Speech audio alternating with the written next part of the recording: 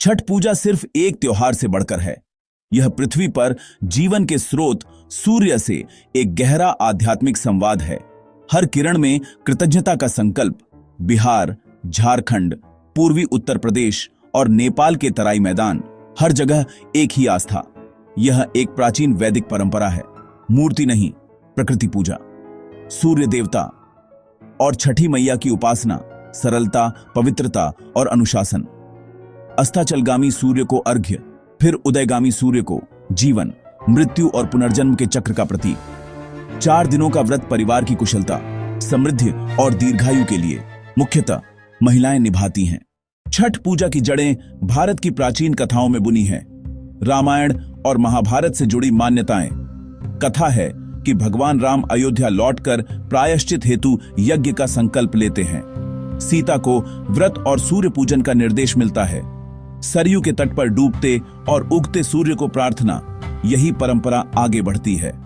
महाभारत में कर्ण, सूर्यपुत्र, घंटों नदी में खड़े होकर अपने दिव्य पिता को अर्घ्य देते थे। उनकी अटूट भक्ति ने उन्हें बल, साहस और दिव्य आभा दी। अर्घ्य की रस्म उसी की प्रतिध्वनि मानी जाती है। एक लोक कथा, राजा प्रियंबद और रानी मालिनी निःसंतान थे। छठी मैया प्रकट हुई। कठोर व्रत और सूर्य पूजन का आदेश और पुत्र लौटाने का आशीष। भक्ति से 6 दिनों तक अनुष्ठान, चमत्कार हुआ, पुत्र जीवित हुआ। राज्यव्यापी पूजा का संकल्प लिया गया। तभी से छठी मैया मातृदेवी, जो बच्चों की रक्षा और परिवार को समृद्धि देती है। इसी आस्था से लाखों माताएं कठोर व्रत कर संतानों की आरोग्यता और दीर्घायु मांगती है। छठ का पवित्र अनुष्ठान 4 सूक्ष्म रूप से नियोजित दिनों में होता है। पहला दिन नहाए खाए।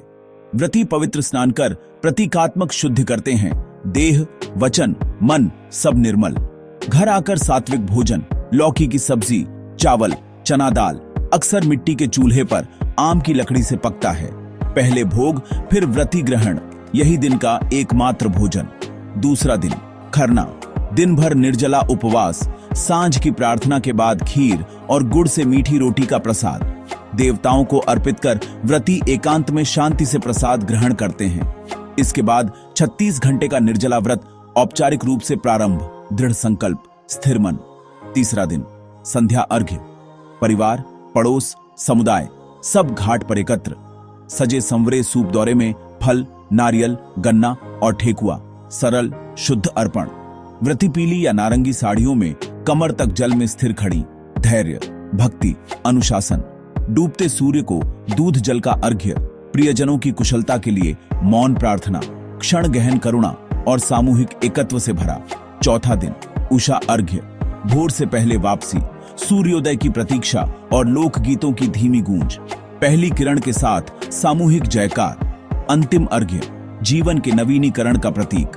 फिर अदरक और जल से निर्जला तोड़ा जाता है।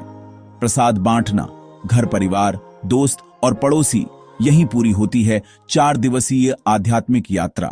छठ का प्रसाद सरलता, पवित्रता और धरती से गहरे संबंध का प्रतीक।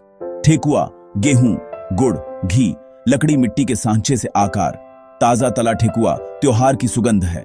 गन्ना, डब नींबू, नारियल, केले, शकरकंद, सर्दियों की पहली उपज कृतज्ञता सहित अर्पित। निर्मल रसोई, स्नान, स्वच्छ वस्त्र, सेंधा नमक, शुद्ध घी। हर बारीकी से प्रसाद आध्यात्मिक रूप से पवित्र होता है। प्रसाद बांटना उतना ही महत्वपूर्ण। परिवार, मित्र, पड़ोसी, अजनबी, सबको समान, सबको आशीष। छठ एक सामाजिक सेतु है। घर की दीवारों से परे पूरा समुदाय एक सूत्र में। श्रद्धालु श्रमदान, सफाई, सजावट, सुरक्षा, सार्वजनिक स्थल पवित्र रंगमंच बन जाते हैं। दूर से लौटे अपने, रसोई में पीढ़ियां साथ। महिलाएं अनुष्ठान, पुरुष सामग्री सेवा। बच्चे परंपराएं सीखते हैं। घाट पर जाति वर्ग घुलते, सब साथ जल में, सबके बीच समान प्रसाद। समावेशिता ही असली लोक धर्म। भोजपुरी, मैथिली, मगही लोकगीत पूजा की कथा कहकर भक्ति को स्वर देते हैं। आध्यात्म और समाज से परे छठ शरीर मन के समग्र लाभ भी देता है।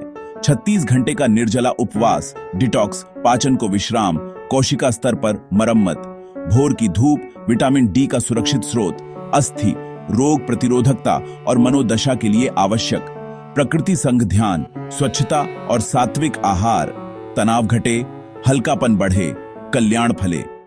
अनुशासन, कृतज्ञता और प्रकृति की लय से सामंजस्य, हमारा कल्याण पर्यावरण और समुदाय से जुड़ा है। अगर यह वीडियो आपको पसंद आया हो तो कृपया चैनल को लाइक करें और सब्सक्राइब करें।